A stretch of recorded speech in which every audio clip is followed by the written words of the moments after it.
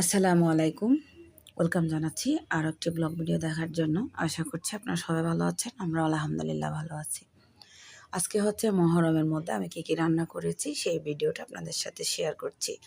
তো মহরমের দিনে ছোটোবেলায় আমার মা দাদিদেরকে দেখতাম এভাবে কাঁচা চাল দিয়ে পায়েস তৈরি করতো। এটা হচ্ছে মানে ফাতেহা দেওয়ার জন্য আর কি, যেটা মানে আশুরার দিন, মহরমের দিন ফাতেহা দেওয়া হয় আসরের নামাজের পরে। তো কলা নিয়ে নিলাম, নারকেল নিয়ে নিলাম, তারপর হচ্ছে চিনি আর লবণ নিয়ে নিলাম, পাউডার দুধ নিয়ে নিলাম। সবগুলো একসাথে ভালো করে মিশিয়ে নিয়েছি। আর চালগুলো আগে থেকে ধুয়ে ভিজিয়ে রেখেছি যেন চালগুলো একদম নরম হয়ে যায়। তারপর হচ্ছে সব কিছু মিশিয়ে নিলাম। আর এগুলাই হচ্ছে ফাতেহা দেওয়ার জন্য এখন একদম রেডি। এক সাইডে রেখে দিব ঢাকনা দিয়ে। তারপর হচ্ছে এখন রান্নাবান্না করে নিব। রান্নাবান্নাতে করে নেব খিচুড়ি, মানে ৭-৮ রকমের ডাল দিয়ে একটা খিচুড়ি রান্না করা হয়, যেটা মহরমের দিন হয় আর কি, স্পেশাল অনেক মজার হয় এই খিচুড়িটা।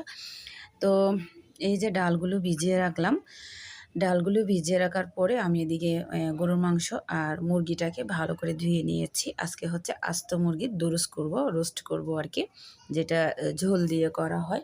আমার মেয়ের জন্য, আমার মেয়ে বলতেছে আম্মু রোস্ট করো, আর আমার মেয়ে এই রোস্টটা খেতে খুব পছন্দ করে। তো আমি কিন্তু বাসায় এমনিতেও প্রায় সময় করি। তো এখন রোস্টের মধ্যে যা যা লাগে সব কিছু দিয়ে তারপর ভালো করে মেখে চুলায় বসিয়ে দিব। কাঁচামরিচ দিয়ে রান্নাটা করতে হবে। কাঁচামরিচের পরিমাণটা একটু বেশি দিয়েছি। আদা, রসুন, পেঁয়াজ, দারচিনি, এলাচ, তেজপাতা, মরিচের গুঁড়া, হলুদের গুঁড়া, ধনিয়ার গুঁড়া, জিরার গুঁড়া সামান্য একটু একটু করে দিয়েছি, বেশি দিই নাই।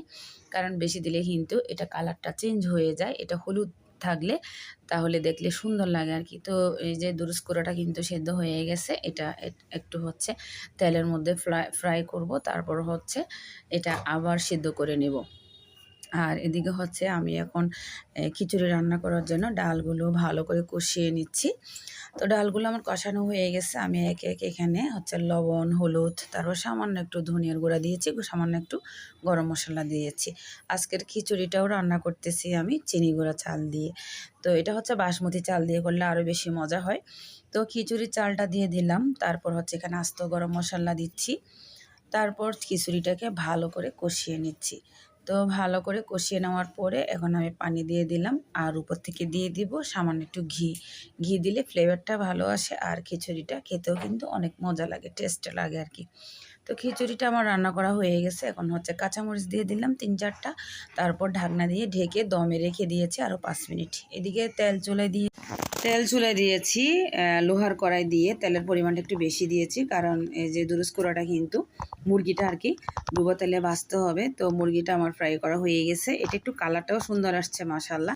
আমার আজকের মহরমের এগুলাই হচ্ছে রান্না, দুরুস মুরগি আর হচ্ছে খিচুড়ি, গরু মাংস আর কাঁচা চালের পায়েস। আলহামদুলিল্লাহ মহরমের রান্নাবান্না শেষ।